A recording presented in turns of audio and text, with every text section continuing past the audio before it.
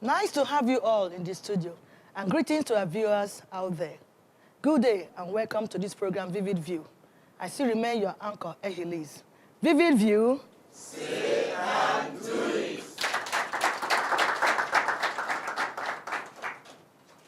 The topic, very quickly for today, our discussion, is on human empathy. That is to say, we have animal empathy. We are going to talk on human empathy, like I said earlier. And human empathy is described as the ability to understand others' emotion and feelings. And it must not be confused with pity, sympathy, or compassion, because these feelings are secondary and can never be matched without empathy first taking place. We'll take a break now. When we come back, we'll introduce the guests in the house. Vivid View. Say and do it.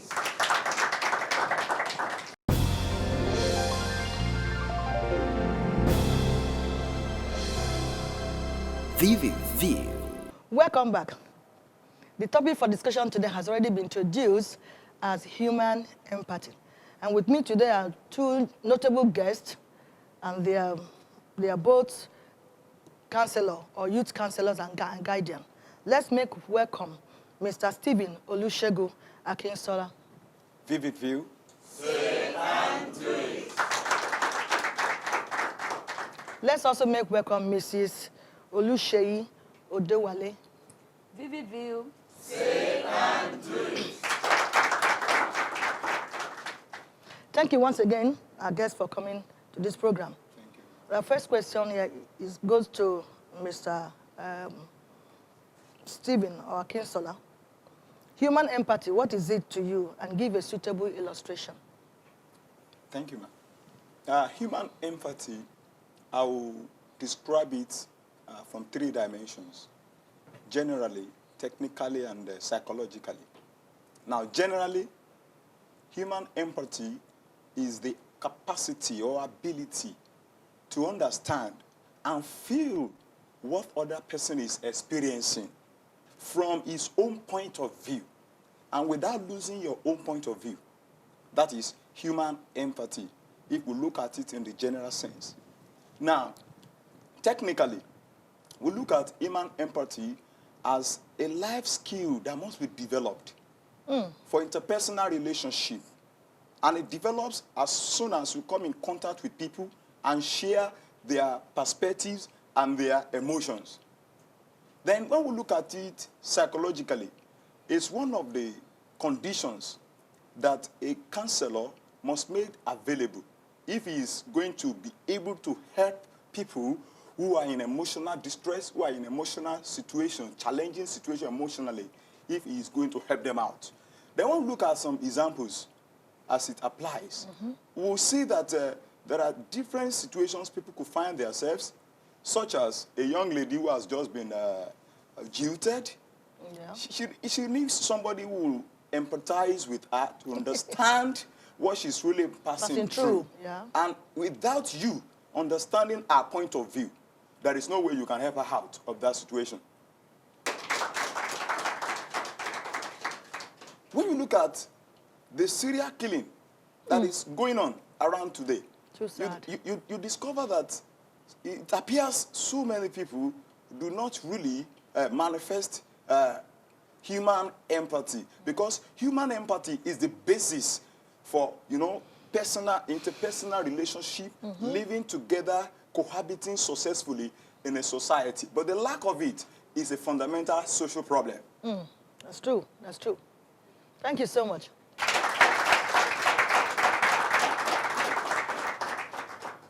So, Oluseyi, what's your contribution to the first question? Like he said, empathy is the ability to understand and share the emotions of others. It's the capacity to put yourself in another person's position, to feel what another being is feeling. To some people, it comes naturally, but it can be developed. It's an interpersonal skill. And I want to illustrate empathy in 2 dimensions, in the area of health and the area of academics. For example, a friend is having an headache. You empathize with him or her by saying, I can understand how you are feeling. You are sharing the feelings with him or her. That person, yeah. With that person. In the area of academics, a friend failed an examination. You can empathize with him or her by saying, I can understand how you are feeling. Like I said, it comes to some people naturally because it is part training and part talent, but it can be developed. Okay. And it can be developed over time. And empathy should not be selective. It should be a daily habit. Not at all, yeah? Empathy builds rapport and trust among people. It creates trust. It builds relationship. All right, thank you so much. Empathy is an important skill that everybody needs to practice. Thank you.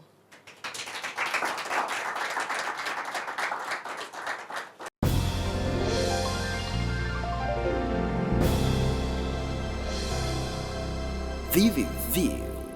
Thank you, Oluseyi. The second question goes to you. Say, may we know the importance of nursing empathy on youth and children by parents, or maybe by guardians as well? Thank you. Like I said, empathy builds relationship. It creates trust. And the importance of empathy, I want us to see from 2 different angles. From the one that you are empathizing with, and from you that are empathizing with somebody. From the one you are empathizing with, empathy is. Empathy creates trust, like I said. Empathy builds up relationship. You trust the one that's empathizing with you. And to youth and to children, it's an important skill that we need to cultivate, that needs to be cultivated in them. And one thing about empathy is you don't teach empathy like that. You model empathy. You show empathy. To children, you show empathy. You empathize with them. As a result of that, they too, they will be able to empathize with others. And to you that are empathizing, wow, there's a lot to gain from showing empathy to people. Number 1, peace. Number 2, happiness. Because the more you give to life, the more you receive. Yeah. And people who give to life, that give more to life, are happier in life. Inner strength and healing too. Because as you heal others, you are healing yourself. And also success in life. So there is a lot to gain in practicing empathy. Thank you.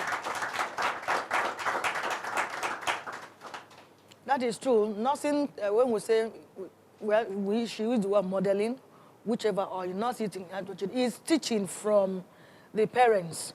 You teach to have feelings for one another, even from among the siblings. Because there are some who don't even care whether the brother is dying or not, even from the same family. So that's what we're talking about. If you know your junior brother has headache, let me borrow her words or her example, and you empathize by saying, oh, what are you going to, okay, let me do this. Mommy and daddy are not at home, but I can do something while waiting for them. Then just say, I don't care, it doesn't matter, that's his own. Okay, that's his own. So sometimes that's why it's important for parents and even guardians to also try to inculcate that in the hearts of our children. We'll take a break now, we'll come back, we'll continue from where we stop. Vivid View. Say and do it.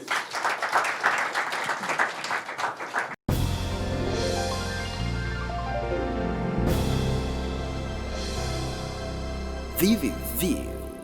Welcome back. We are still discussing human empathy. And the top question goes to Stephen. Is there any relationship between treat others the way you want to be treated and empathy? Actually, there is a strong link between treat others the way you should be treated and empathy.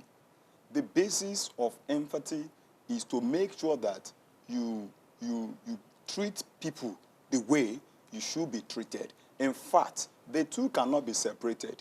It's a golden rule, but that rule is emphasizing the law of empathy. So when you empathize, you are treating people.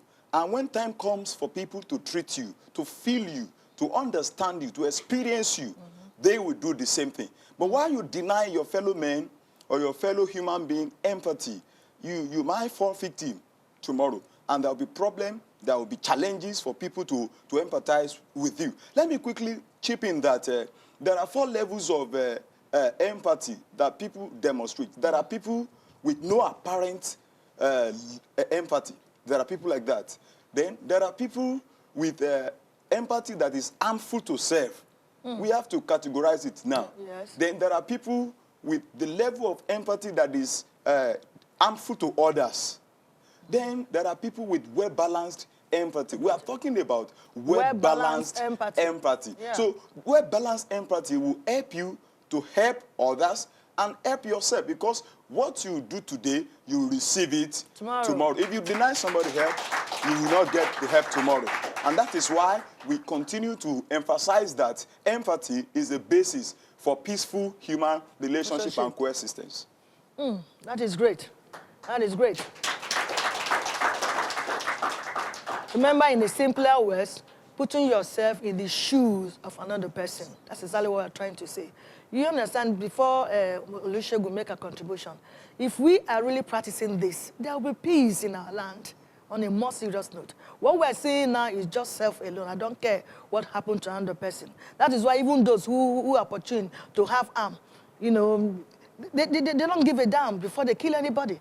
They can even kill as low as 20 naira. They can kill because they have harm. They're not empathetic. They don't have feelings for other people. So that's the essence where we're discussing this. We should begin to learn to have feelings one to another so that we can live in a very good atmosphere.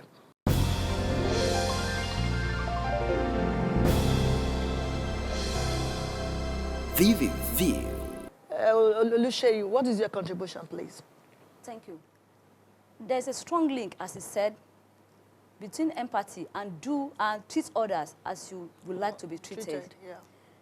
Empathy is feeling with. You have the ability to feel the pain of others. Do you want other people to be able to feel your own pain too? Like, I want to summarize this link like this. Lack of empathy is the root of all evils. Lack of empathy is the root of all evils. Because if you have empathy, you will not inflict pain on another. Because you can feel the pain. So there's a strong link between what you want, or how you want others to treat you, and empathy. All right, thank you so much. This one can be gotten from our own dictionary.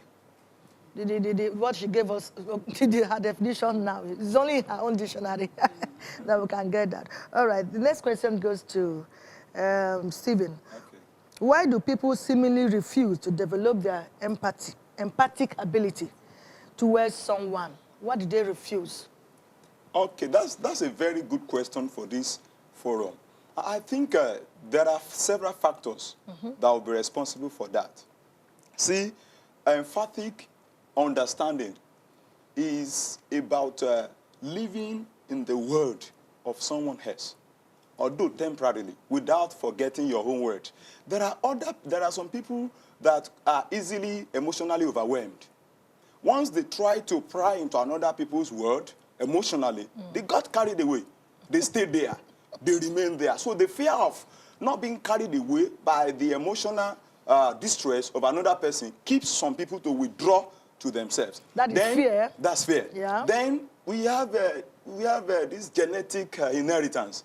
Some are just born, they need to learn it. It's not part of them. They need to learn it and to grow in it gradually. Then environment as well is another factor that make some people not to really demonstrate or practice empathy. Then some people believe in altruism.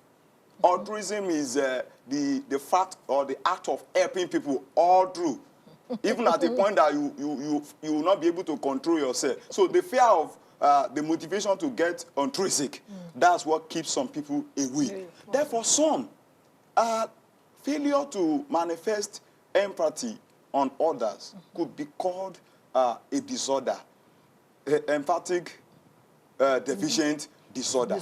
Just as people who have eating disorder, sleeping disorder, they can have it as a disorder that would need a counseling attention to get over it. Those are some of the factors. Thank you. And before Oluseyi make her contribution too, sometimes laziness also, hinders some people from showing that empathy to others. Oh, you are hearing a cry. Please help me. Oh, and the house is being burned. And you could have just, your neighbor is being attacked by robbers. Even if you don't come out, but you can just pick your phone and call. Make a distress call. So, but out of fear, they will even be more afraid than the person that is even being attacked. And that is why robbery in town is even increasing, because they discovered that people are so afraid. Otherwise, these are the areas where we could have shown empathy. Exactly. You are in a traffic and somebody just came knock out at you, so wind down. Before I say, for what? He opens something and show you, hey, you're already trembling. And somebody else sees that, this person is being robbed. You just keep quiet. God, don't let them come near me. But if they say, hey, so for example, yes, you can just use that word to discard them. So this empathy is almost in every aspect of life. And that's why we decided to treat it. Yes, Ms. Oluseyi. Thank you, ma. Like I said in the introduction, that empathy is part talent and part training. You mentioned something about genetic factor and environmental factor. Yeah. I want us to know that two things make up an individual. Who you are today, two factors are responsible. Your genetic nature and the environmental factor. Yeah. Like I said, big influence. Yes, it comes naturally to some people. Some people, they have empathy naturally. But to some people, they need to be trained. That's where environmental factor comes in. Maybe because of the kind of environment they are living with, no empathy. So Operation Mind Your Business. Mind your business. And again, I want to say something. If they know the importance, thank God for this. I want to appreciate the organizer of this program. When they know the importance of a thing, like somebody said, when the purpose of something is not known, abuse is inevitable. Yeah. When you know what you stand to gain by showing empathy, you will begin to practice empathy today. You will cultivate empathy. Like I said the other time, you stand to gain a lot from having empathy, from empathizing with people. Joy, happiness, inner peace, healing, success, personally and professionally. So when people are aware of the gains of showing empathy to others, feeling with others, not feeling for, because many of us are used to sympathy. I feel for you. Yeah. But I feel for you. But empathy is feeling with. You put yourself in that person's position. So automatically, you are healing. You are in the process of healing that individual's emotions. And your own emotions have been healed also.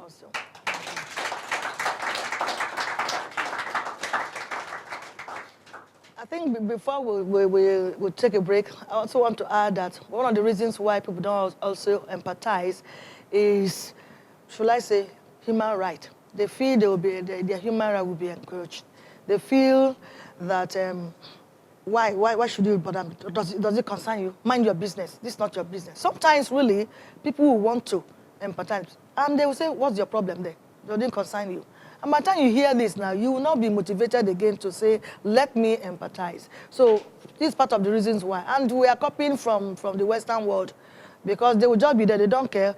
They could be many years in just a house of a few flats, and they don't know their neighbors.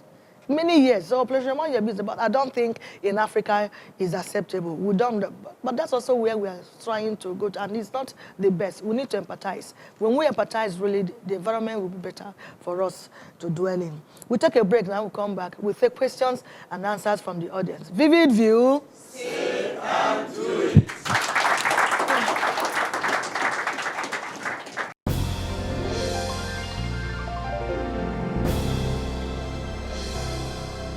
VIVID VIEW.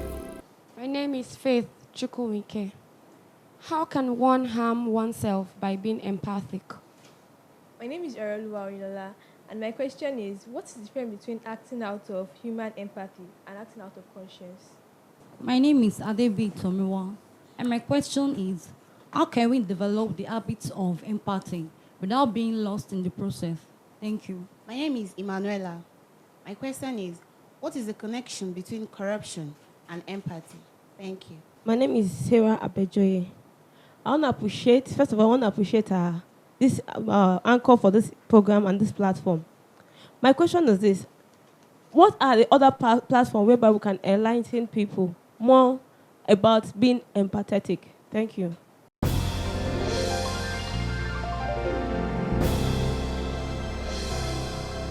VIVID VIEW.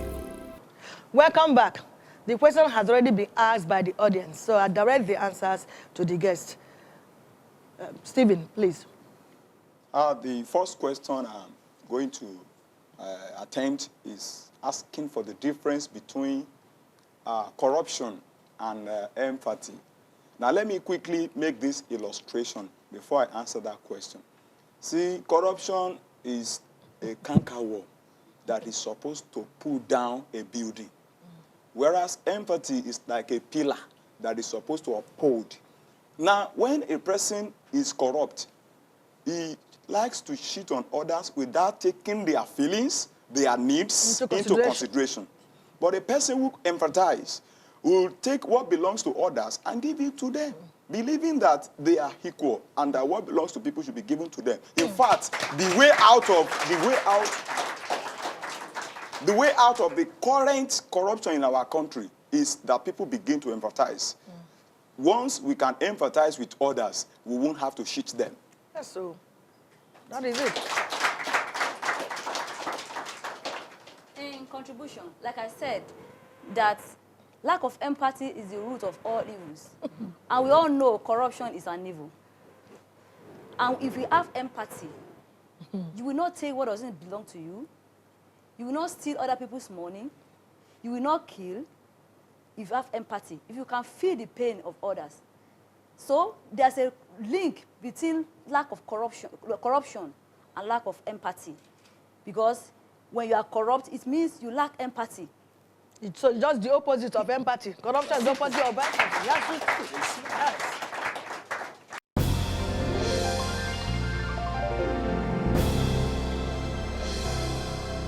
VIVID VIEW. Second question.